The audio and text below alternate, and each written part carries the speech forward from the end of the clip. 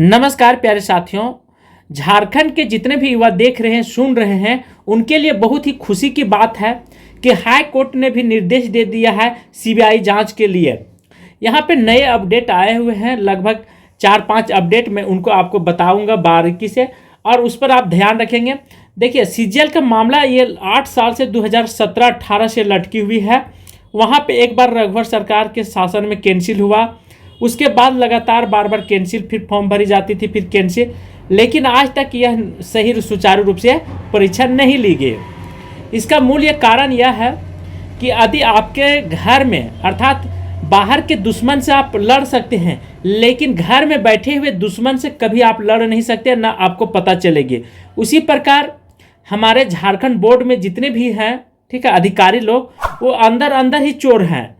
इसीलिए ऐसे ऐसे बात उभर करके आती है और हर परीक्षा में कुछ न कुछ गड़बड़ी निकल करके आती है।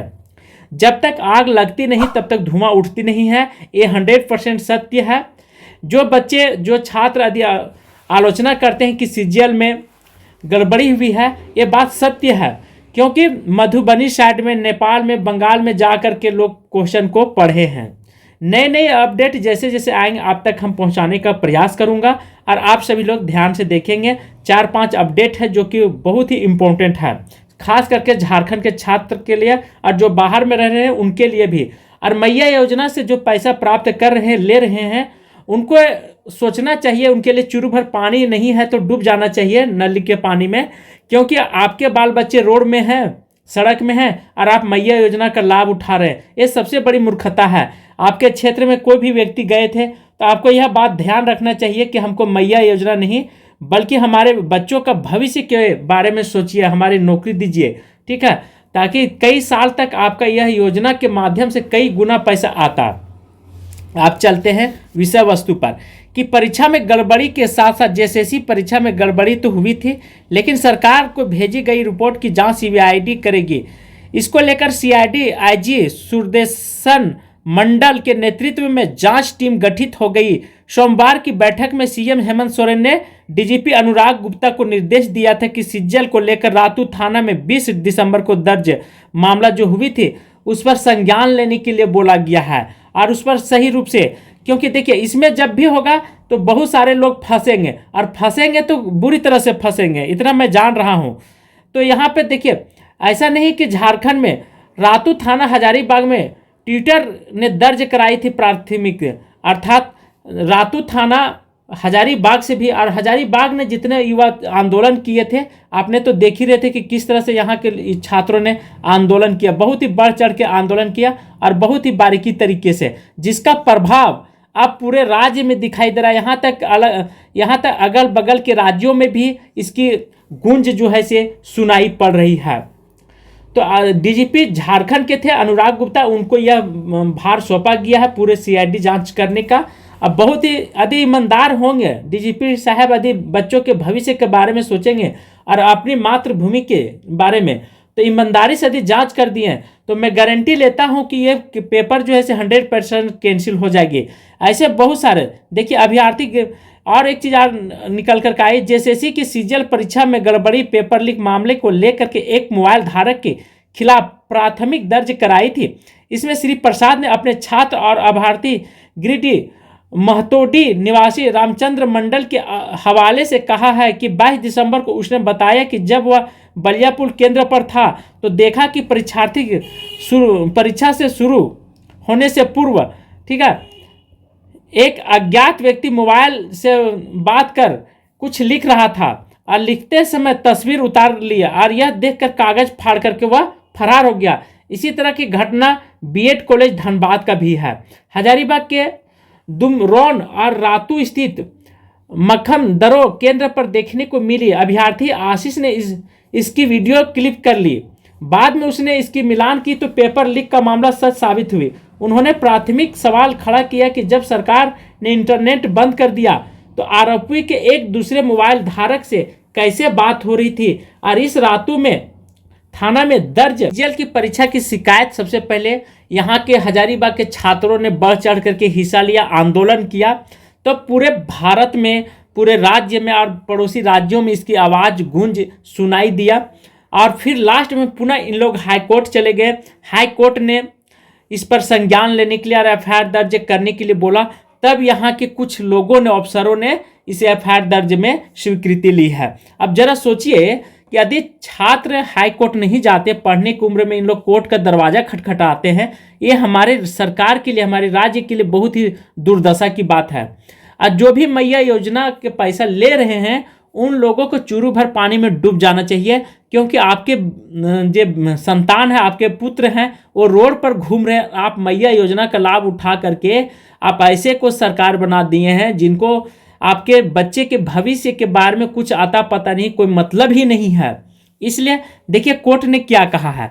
हाई कोर्ट ने सीजीएल परीक्षा 2023 के मामले में प्रतिवादी राज्य सरकार, मुख्य सचिव और गृह विभाग, प्रधान सचिव एवं सदर थाना प्रभारी को प्रार्थियों द्वारा की गई शिकायत पर तत्काल एफआईआर दर्ज करने का निर्देश दिया। साथ ही आरोपियों की जांच करने की अगली सुनवाई की तारीख पर जांच की स्टेटस रिपोर्ट दाखिल करने का निर्देश दिया।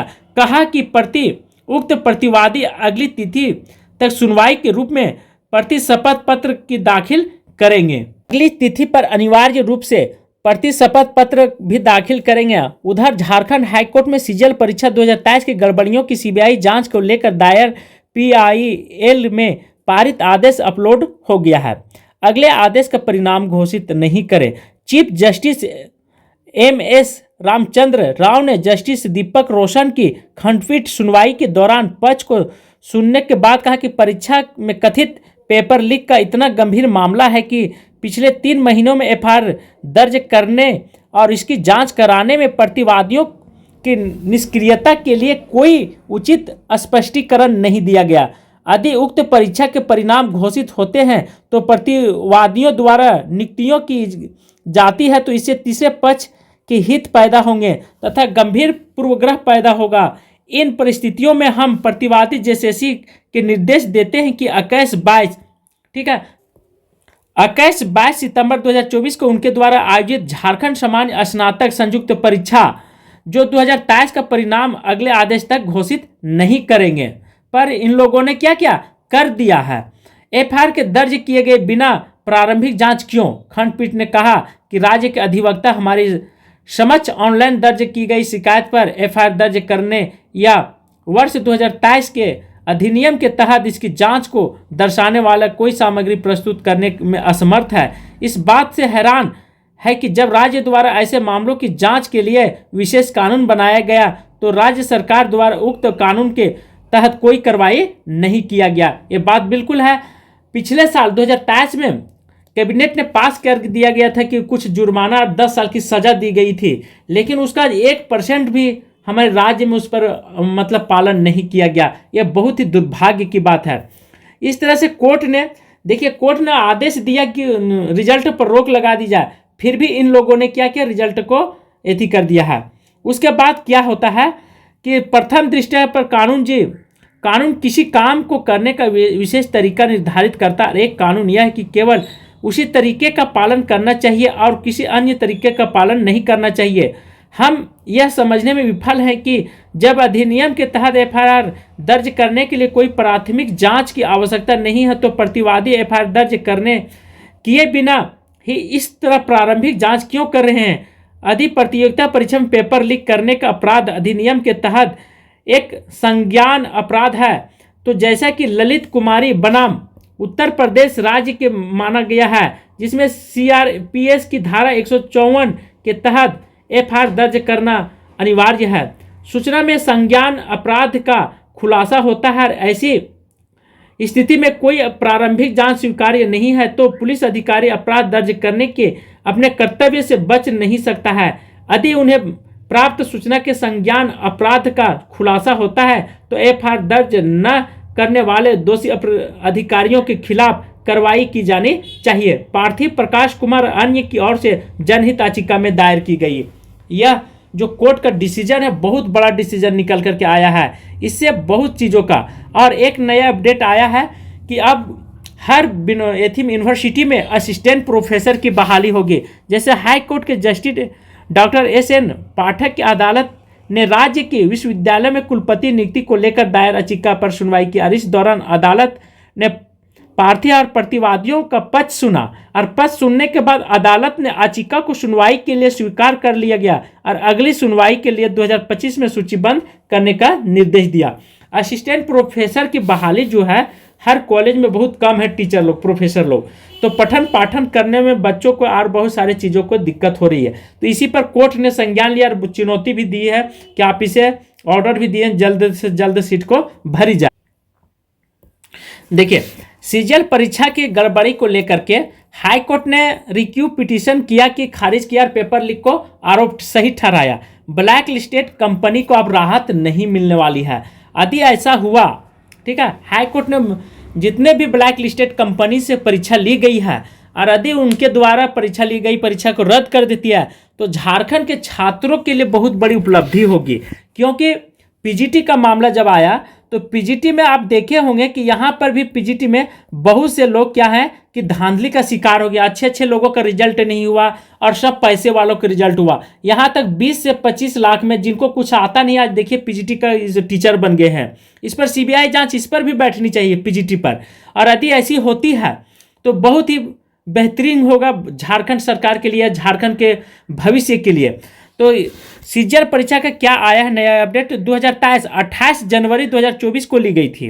परीक्षा की पेपर लीक मामले को परीक्षा लेने वाली एजेंसी को काली सूची में डालने के मामले में राहत नहीं मिल रही है। झारखंड सरकार हाईकोर्ट ने परीक्षा एजेंसी सेंटवेट इंफोसोल प्राइवेट लिमिटेड की ओर से दायर रिक्यू पिटीशन पर अपना फैसला सुनाया। जस्टिस सुजीत नारायण प्रसाद और जस्टिस नवीनतम कुमार खंडपीठ ने रिक्यू पिटीशन में यह कहते हुए खारिज कर दिया कि आदेश के रिक्यू का कोई ज़रूरत नहीं है। पूर्व में मामले की सुनवाई पूरी होने के बाद खंडपीठ ने अपना फैसला सुनवाई किया है। प्रार्थी की ओर से वरीय अधिवक्ता अजित कुमार काली सूची में डालने के झारखंड सरकार कर्मचारी आयोग के अधिकारियों को चुनौती देते हुए 24 अप्रैल 2024 को आदेश को गलत बताते हुए निरस्त करने का। देखिए, वकील जो है से जज से इसलिए बात करते हैं, लड़ते, इनको पैसा मिलता है पीछे से, ठीक है। तो इनको कोई मतलब नहीं है कहाँ जा रहा है, क्या है सही क्या नहीं है। इनको जीत और हार से वकील लोगों को मतलब है। यदि अपनी मातृभूमि और देश के भविष्य और छात्रों के हित के बारे में सोचते हैं तो सही डिसीजन और सही के पक्ष में, लेकिन गलत भी है। आप यदि पैसा देंगे तो भी कोई भी वकील नहीं कहेगा कि हमको नहीं लड़ेंगे। इनका बिजनेस है, इनका धंधा है, ठीक है। तो हाई कोर्ट ने परीक्षा लेने वाले एजेंसियों को सेंटवोट इंफोसेट को लिमिटेड को रिक्यू पिटीशन को किया खारिज। अर्थात उधर से भी दिया गया था कि ब्लैक लिस्ट में हमें नहीं डाला जाए। यदि ब्लैक लिस्ट में डाल दिया जाएगा तो समझ रहे हैं कि जिस प्रकार आप ब्लैक लिस्ट में नंबर डाल देते हैं, मोबाइल नंबर, तो किसी का कॉल आना जाना बंद हो जाता है। उसी प्रकार यदि एजेंसी को डाल दी जाएगी तो इसको काम धंधा सब बंद हो जाएगा। कोई भी सरकार या कोई भी राज्य सरकार इनको नहीं देगा। इस तरह से नए नए अपडेट हमारे तक पहुंचते रहेंगे और आप तक हम पहुंचाते रहेंगे। यदि अच्छा लगेगा तो थोड़ा लाइक कर दीजिएगा और शेयर कर दीजिएगा।